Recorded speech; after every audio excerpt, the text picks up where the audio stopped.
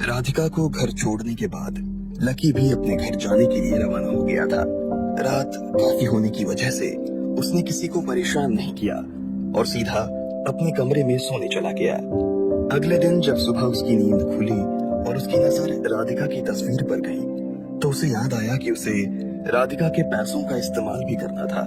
इसलिए उसने रुस्तम से मुलाकात की और दोनों ने राधिका के नाम से एक ऑर्गेनाइजेशन खोलने का फैसला कर लिया।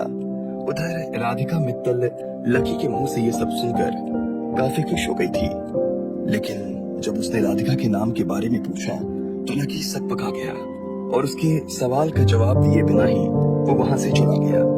राधिका को लकी का इस तरह से निकल जाना काफी अजीब सा लग रहा था।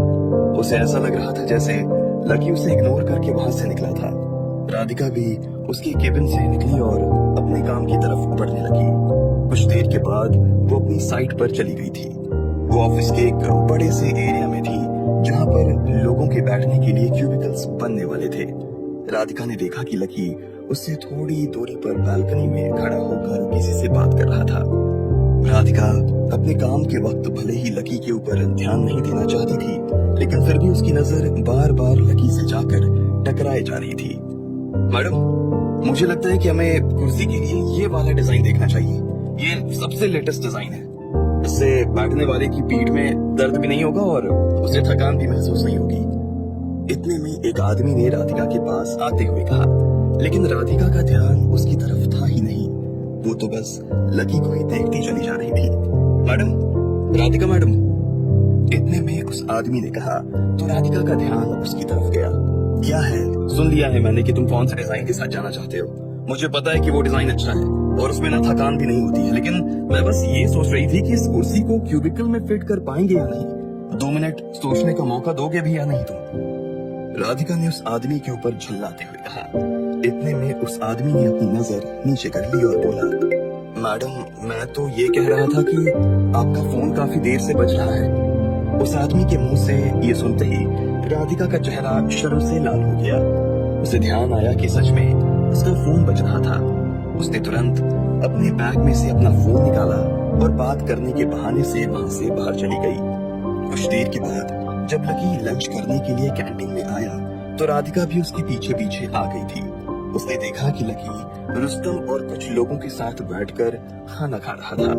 खाना खाते हुए वो उस ऑर्गेनाइजेशन के बारे में भी बात किए जा रहा था। उसकी टेबल पर जगह नहीं थी। ये देखकर राधिका हताश हो गई। उसने अपना लंच लिया और दूसरी टेबल पर आकर बैठ गई, लेकिन वो लंच खा ही नहीं रही थी। वो बस लकी की तरफ देखती जा रही थी। बीच में लकी की नजर भी उससे मिली तो लकी मुस्कुरा दिया और उसने उसे लंच खोलने का इशारा किया। राधिका ने थाली में से एक टमाटर का टुकड़ा खाने का नाटक तो किया, लेकिन उसने खोला नहीं। उल्टा उसने अपना फोन निकाल लिया और फोन देखने के बहाने वो बस लकी की तरफ ही देखती जा रही थी। आप सही कह रहे हैं रुस्तम जी। हमें अगर इस संस्था को बड़ा बनाना है तो जो भी छोटी संस्थाएं हैं हमें उन्हें भी अपने साथ लाना ही होगा। हम ये भी कर सकते हैं कि छोटी छोटी संस्थाएं जो कि महिलाओं के लिए अलग अलग फील्ड में काम कर रही हैं, उन्हें भी हम सपोर्ट कर सकते हैं या फिर उन्हें अपनी बड़ी संस्था में मिला सकते हैं। मैंने आज शाम को घर वालों के साथ में मीटिंग फिक्स कर ली है। मैं उन सभी के सामने ये सारी बात रख दूंगा। मुझे लगता नहीं है कि उनमें से किसी को भी कोई परेशानी होने वाली है। फिर भी एक बार उनसे बात करना तो जरूरी है। अगर सब कुछ ठीक रहा तो हम कल से इस काम को शुरू कर सकते हैं। लकी ने अपने हाथ पूंछते हुए कहा और अपनी जगह से उठने लगा। उसने अपनी थाली खुद उठाई और उसे सिंक में रख दिया। उसके पीछे रुस्तम और बाकी लोग भी अपनी अपनी थाली उठाकर रखने चले गए थे। राधिका ने देखा कि लकी का फोन और वॉलेट टेबल पर ही है। ऐसे में मौका देखते ही वो अपनी जगह से थाली लेकर खड़ी हुई और जैसे ही लकी अपना फोन और बाकी सामान उठाने के लिए टेबल की तरफ आया तो उसने देखा कि राधिका उसके सामने वाली कुर्सी पर आकर बैठ गई थी। उसने अभी तक अपने खाने को छुआ भी नहीं था। क्या बात है? मैं कब से देख रहा हूँ कि तुम खा ही नहीं रही हो। खाना ठंडा करके खाती हो क्या? लकी ने पूछा। नहीं, मैं एक्चुअली तुम्हारा ही इंतजार कर रही थी लकी। राधिका ने कहा। मेरा इंतजार? मैं तो खाना खा चुका हूँ। हाँ, वो तो मैंने देखा, लेकिन मैं बस यही इंतजार कर रही थी कि कब तुम खाना खत्म करो और कब मैं खाना शुरू करूँ। राधिका ने कहा। मैं कुछ समझा नहीं राधिका। क्या है ना लकी, मुझसे अकेले खाना नहीं खाया जाता है और किसी अनजान जगह पर ऐसे अकेले बैठकर खाना खाना मुझे बड़ा डरावना सा लगता है। मैं ठीक से एक रोटी भी नहीं खा पाती हूँ और फिर खाना छोड़कर ना बीच में उठना पड़ता है।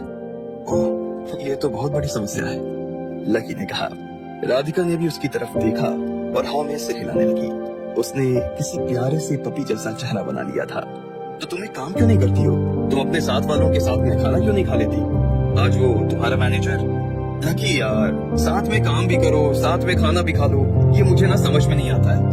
हम लंच ब्रेक को ब्रेक कहते हैं ना, तो ब्रेक मतलब पूरा ब्रेक होना चाहिए ना। जिन लोगों के साथ काम करो उन्हीं लोगों के साथ में खाना भी खा लो, तो ब्रेक कहाँ हुआ? और वैसे भी मुझे खाने के टाइम पर ना काम की बातें करना तो बिल्कुल पसंद नहीं है, राधिका ने कहा। ओह अच्छा, तो तुम ये कर सकती हो कि अभी स्टाफ की कुछ लड़कियां यहाँ खाना खाने के लिए आएंगी, तुम उनके साथ बैठ जाना, उन्हें थोड़ा अपने एक्सपीरियंस के बारे में बताना, थोड़ी उनकी लाइफ की स्टोरी सुनना, ताकि वो तुमसे कुछ सीख सके और तुम उनसे। प्लीज लकी, हाँ, मुझे कोई ना मोटिवेशनल गुरु बनने का शौक नहीं है। मैं ये मानती हूँ कि सब अपनी अपनी जगह समझदार होते हैं और सही भी होते हैं। आप किसी का हाथ पकड़कर किसी को आगे नहीं बढ़ा सकते। अगर वो आगे बढ़ना चाहता है तो उसे खुद ही आगे बढ़ना होगा, राधिका ने कहा। जैसे ही उसने अपनी बात खत्म की, इतने में लकी ने अपनी घड़ी देखी और कहा, सही बात है, चलो मुझे एक मीटिंग के लिए जाना है, मुझे देर हो रही है, इसलिए अभी मुझे निकलना होगा। राधिका, लकी 5 मिनट रुक सकते हो क्या? क्यों? तुम मेरे सामने बैठ सकते हो, तब तक मैं भी खाना खा लूं? राधिका ने पूछा और चमक भरी नजरों से लकी की तरफ देखने लगी। लकी को उसकी आंखों में उसकी उम्मीदें साफ नजर आ रही थी। लकी उन उम्मीदों को पूरा नहीं करना चाहता था, लेकिन उन्हें तोड़ने की भी उसकी हिम्मत नहीं हो रही थी। उसने अपनी नजर राधिका की नजर से दूर करते हुए कहा, सॉरी, लेकिन मुझे एक मीटिंग के लिए जाना है राधिका। अगर मुझे पहले से पता होता कि तुम इस तरह से खाना नहीं खा पाती हो तो मैं सिर्फ 5 मिनट मांग रही हूँ लकी। प्रॉमिस 5 से 6 नहीं होने दूंगी। मैं जानती हूँ तुम बहुत बिजी आदमी हो, लेकिन अगर हो सके तो प्लीज 5 मिनट, राधिका ने कहा। वो जिस तरह से रिक्वेस्ट कर रही थी, लकी दुविधा में पड़ गया था। वो सच में यहाँ नहीं बैठना चाहता था, लेकिन अब जब उसके पास में कोई चारा बाकी नहीं रह गया था तो उसने कहा, ठीक है, लेकिन तुम 5 मिनट के चक्कर में जल्दी जल्दी मत खाना, आराम से खाओ, मैं बैठा हूँ, लकी ने कहा। यह सुनते ही राधिका का चेहरा रोशन हो गया।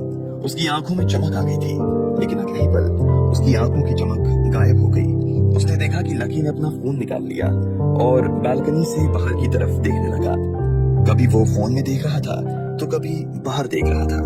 राधिका ने कुछ सेकंड्स के लिए उसे घूरा, फिर जब उसने देखा कि लकी का ध्यान उसकी तरफ आ ही नहीं रहा था तो वो बोली, लकी, मैंने तुम्हें यहाँ इसलिए बैठने को नहीं कहा था कि तुम अपना फोन चलाओ। राधिका के मुंह से ये बात किसी बाण की तरह निकली और सीधी लकी के दिल में जा लगी। लकी खुद भी जानता था कि वो ये सब कुछ जानबूझकर कर रहा था, लेकिन फिर भी उसने भोली सी शक्ल बनाते हुए कहा, अरे अब तुम खाना खा रही हो तो मैं और क्या करूंगा, तुम मुझसे बात भी तो कर सकते हो लकी। राधिका ने कहा, सॉरी, लेकिन मुझे खाना खाते हुए किसी से भी बात करना अच्छा नहीं लगता, लकी ने कहा। अच्छा, अभी तो यहाँ अपने ऑफिस के इतने सारे लोगों से बात कर रहे थे और अब कह रहे हो कि किसी से बात नहीं करते। तुमने शायद ठीक से देखा नहीं, मैं किसी से बात नहीं कर रहा था, मैं तो बस बात को सुन रहा था। बोल मैं नहीं रहा था, बोल रुस्तम जी रहे थे। जब मेरा खाना खत्म हुआ उसके बाद मैंने बात करनी शुरू की। अच्छा ठीक है, अब जब तुम बात करते ही नहीं हो तो तुम्हें यहाँ बैठने का क्या मतलब? तुम जा सकते हो लकी, मैं मैनेज कर लूंगी। पक्का? हाँ हाँ पक्का, राधिका ने कहा और हाँ में सिर हिला दिया। लकी ने 1 सेकंड के लिए उसकी तरफ देखा और कहा, चलो ठीक है। इसके बाद वो अपनी जगह से उठा और बाहर जाने लगा। उसे जाता हुआ देख तो राधिका का दिमाग खराब हो गया था। लकी उसे उसके मुंह पर इग्नोर कर रहा था। रुको! राधिका से रहा नहीं गया और वो जोर से चिल्लाई। आसपास बैठे हुए सभी लोग उसकी तरफ देखने लगे थे।